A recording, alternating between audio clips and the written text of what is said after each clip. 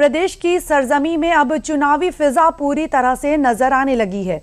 UP की BJP सरकार द्वारा शिक्षा मित्रों का मानदेय 1000 बढ़ाकर 18,000 करने पर समाजवादी पार्टी प्रमुख अखिलेश यादव ने तीखा हमला किया है, जिसमें उन्होंने आरोप लगाया है कि हमारे समय में 40,000 मिलता था, लेकिन 9 साल की प्रताड़ना और शिक्षा मित्रों की एकजुटता के बाद और चुनाव में हार के डर से 1000 रुपए का एहसान किया गया है। उन्होंने अपील की है कि आने वाले चुनाव में हर विधानसभा से शिक्षा मित्र परिवार 22,000 वोट कटवा दें। अखिलेश यादव ने इस संबंध में शिक्षा मित्रों को संबोधित करते हुए अपने सोशल मीडिया हैंडल्स पर लंबा चौड़ा सा पोस्ट भी किया है। उन्होंने क्या लिखा है? उन्होंने लिखा है कि शिक्षा मित्रों को लेकर अखिलेश यादव ने खोला मोर्चा। और इस विषय पर अधिक जानकारी के लिए हमारे साथ जुड़े हैं रामेंद्र सिंह जी। आइए इनसे जान लेते हैं। रामेंद्र जी, स्वागत है आपका। रामेंद्र जी, यूपी में आगामी विधानसभा चुनाव को देखते हुए शिक्षा मित्रों के लिए सपा प्रमुख अखिलेश यादव का जो बयान सामने आया है, उसे किस तरह से देखा जा सकता है? देखिए निधि, एक बात अखिलेश को समझना चाहिए कि अखिलेश इस उत्तर प्रदेश के राजा नहीं है कि नियम कानूनों को धता बताकर कुछ भी कर दें और कोर्ट स्वीकार कर लें। यही गलती अखिलेश यादव ने की। शिक्षा मित्रों का जब नियमितीकरण किया गया तो ये नहीं देखा गया कि शिक्षा मित्रों का जो चयन था वो ग्राम समाज ने किया था, पंचायत ने किया था। तो पंचायत का क्या व्यक्ति आकर के वहां बैठ सकता है? क्या नियमावली यही होगी आगे भविष्य में कि पंचायत किसी व्यक्ति का चुनाव करे और उसको शिक्षक बना दिया जाए? दूसरा, क्या शिक्षक के मापदंड वो पूरे कर रहे थे? कई इंटर पास थे, कई डिग्री होल्डर थे, कई के पास शिक्षा की भी डिग्रियां थी कि शिक्षक बनने की पात्रता रखते थे।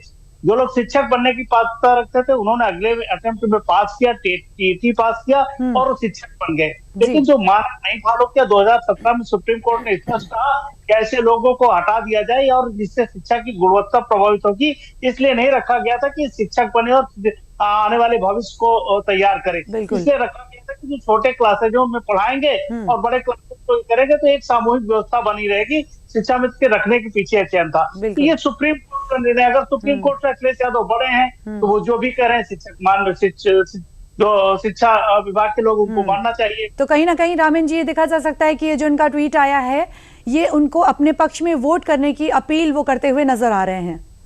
देखिए, अखिलेश यादव के साथ संकट यही कि हर व्यक्ति को वोटर मानते हैं, हर विभाग को वोटर मानते हैं और शिक्षा मित्रों को भी वोटर में कन्वर्ट करना चाहते हैं कि अगर इतने वोट है तो 22,000 वोट वहां ट्रांसफर कराएं भाजपा के विरोध में।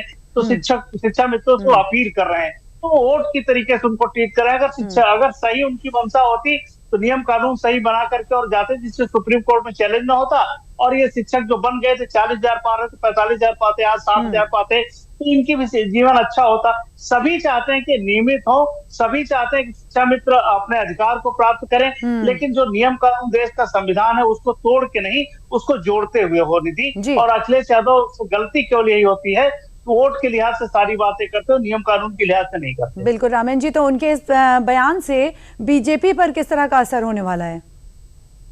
देखो, बीजेपी ने बड़ा स्पष्ट कहा कि देखिए ये सुप्रीम कोर्ट है। अभी जो स्टेट वाला निर्णय है तो उन्होंने कहा देखिए सुप्रीम कोर्ट का नियम आदेश है और सुप्रीम कोर्ट के आदेश को सरकार अवहेलना नहीं कर सकती। वही उन्होंने शिक्षा मित्रों में कहा था कि भाई हमारी कोई आपत्तियां नहीं है, इतनी सरकार कोई आपत्तियां नहीं थी।